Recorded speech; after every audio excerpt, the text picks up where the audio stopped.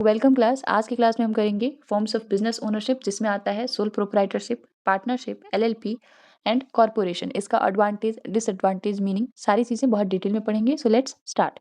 First thing is introduction to business ownership. Business ownership होता क्या है? जब हम फॉर्म्स ऑफ बिजनेस ओनरशिप के बारे में बात करते हैं तो हम बेसिकली ये समझने की कोशिश कर रहे होते हैं कि बिजनेस कौन ओन करता है, कौन कंट्रोल करता है, इसका रिस्क कौन उठाता है और बिजनेस का प्रॉफिट कौन कमाता है। ओके। इस चैप्टर में हम मेनली फोकस करते हैं sole proprietorship, partnership, limited liability partnership and corporation और कंपनी। ओके।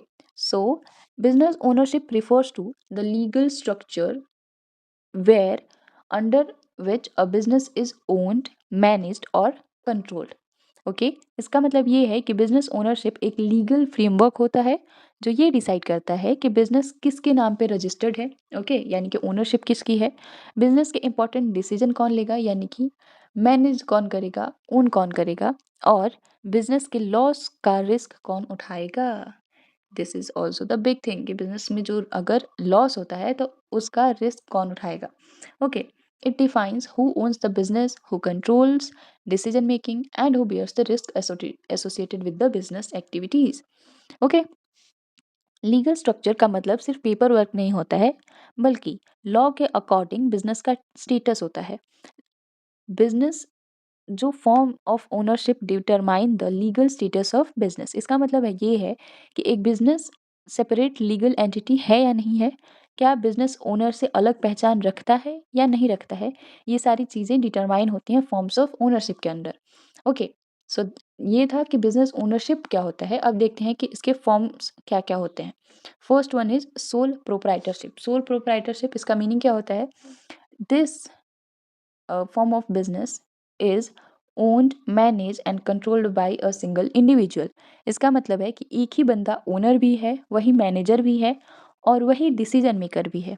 इसमें कोई पार्टनर या शेयर होल्डर्स नहीं होते हैं। ये मैनेज, कंट्रोल और owned by single individual. Law के लिए ओनर और बिजनेस सेम पर्सन होते हैं सोल प्रोप्राइटरशिप में।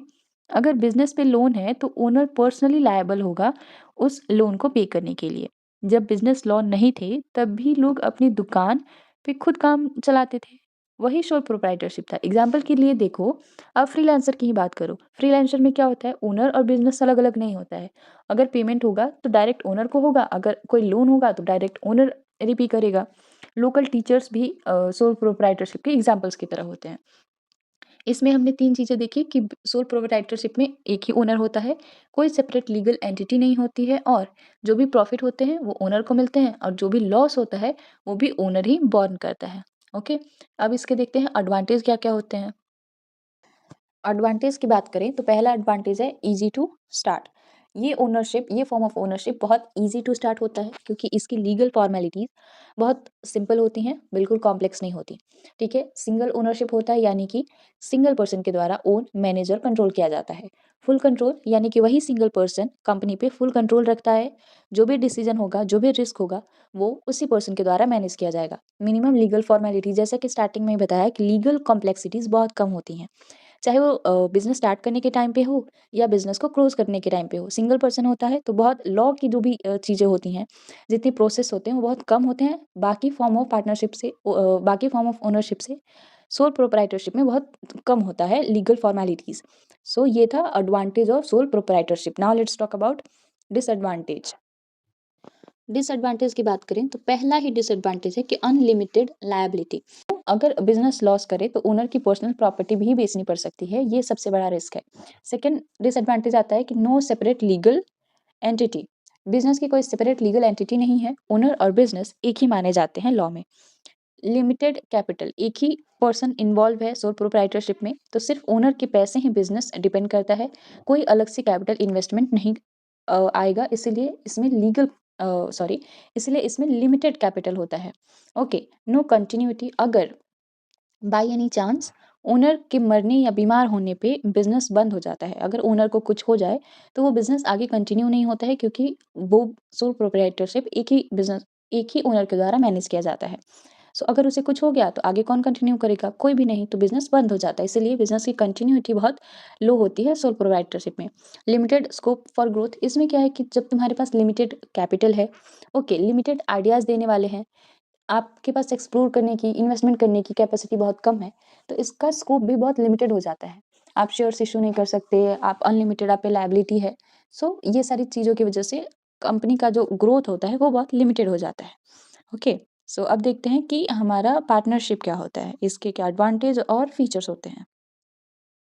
Partnership is a form of business ownership in which two or more persons come together to carry on a business. Partnership एक ऐसा business का form है जिसमें दो या दो से ज़्यादा लोग साथ आते हैं और वो एक बिजनेस को कैरी ऑन करते हैं। इसमें जो पार्टनर्स होते हैं वो अग्री करते हैं to share profit and losses. अगर बिजनेस में लॉस होता है तो भी वो इक्वली शेयर करेंगे, अगर प्रॉफिट होता है तो they will share as per their decided ratio. ज़रूरी नहीं कि जो पार्टनर्स आ रहे हैं वो सारे पार्टनर्स इक्वली प्रॉफिट और लॉस को शेयर करें। उनका एक फिक्स्ड डिसाइडेड रेशियो होता है जिसमें वो शेयर करते हैं। Okay, partnership is governed by the Indian partnership act 1932। जो पार्टनरशिप फॉर्म ऑफ बिजनेस है वो गवर्न किया जाता है इंडियन पार्लियामेंट एक्ट के द्वारा, सॉरी, इंडियन पार्टनरशिप एक्ट के द्वारा जो 1932 में बना था। पार्टनरशिप कौन से टाइप ऑफ बिजनेस के लिए सिचुएबल है? तो सबसे बेस्ट है मीडियम साइज्ड बिजनेस के लिए। ओके, क्योंकि where more capital and managerial skills are required. Medium size business है, यहाँ पे बहुत कैपिटल की ज़रूरत पड़ेगी क्योंकि आप अभी अपने बिज़नेस को एक्सपेंड कर रहे हो, अभी आप अपने बिज़नेस के मार्केटिंग पे, ब्रांडिंग पे ध्यान दे रहे हो, तो आपको मैनेजरियल स्किल और कैपिटल दोनों की ज़रूरत पड़ेगी और वो एक सोल प्रोप्राइटरशिप में मैनेज नहीं हो पाता है। इसीलिए जो पार्टनरशिप है इसमें 2 या 2 से ज़्यादा पार्टनर होते हैं and it is a best suitable for medium size business. इसका अगर बहुत कंसाइज़ वे में बोलें तो पार्टनरशिप ऐसा फॉर्म ऑफ ओनरशिप है जिसमें 2 या 2 लोग साथ आते हैं एक बिज़नेस करने के लिए, ओके? जिसमें वो शेयर करते हैं कि प्रॉफिट और losses of the business. So this was partnership. अब देखते हैं कि इसके एडवांटेज क्या होते हैं। मोर कैपिटल, इसमें 2 या 2 से ज़्यादा लोग साथ में पार्टनरशिप कर रहे हैं, तो जितने ज़्यादा लोग, जितने ज़्यादा पार्टनर, उतनी ज़्यादा कैपिटल। सो इसमें सोल प्रोप्राइटरशिप से ज़्यादा कैपिटल इन्वॉल्व होता है और रिस्क भी आपस में शेयर हो जाता है क्योंकि प्रॉफिट शेयर होता है तो रिस्क भी शेयर होता है। सो अगर बिज़नेस बहुत ज़्यादा लॉस फेस कर रहा है, अगर बहुत ज़्यादा लोन हो गया, तो किसी एक पर्सन पे हैवी बर्डन नहीं होता है, वो शेयर हो जाता है। इसमें 2 या 2 से ज़्यादा पर्सन है तो मैनेजरियल स्किल में भी बहुत हेल्प करता है, कैपिटल में भी, डिसीजन मेकिंग में भी और डे टू डे ऑपरेशंस में भी। Sharing of profit and losses, इसका एडवांटेज है कि प्रॉफिट और लॉसेस दोनों पार्टनर्स के बीच में शेयर होते हैं। और बेटर मैनेजमेंट, जितने ज़्यादा लोग होंगे उतनी बेस्ट आइडियाज़, क्रिएटिविटी और इनोवेशन, सो मैनेजमेंट बेटर होता है। ये था advantage. Here we are with the disadvantage. The first one is unlimited liability. Capital तो ज़्यादा है, नो डाउट, बट उसके साथ साथ जो लायबिलिटी है, जो लोन डेट है, ये सारी चीज़ें अनलिमिटेड हो जाती हैं कि आप के ऊपर बहुत अनलिमिटेड लायबिलिटी है।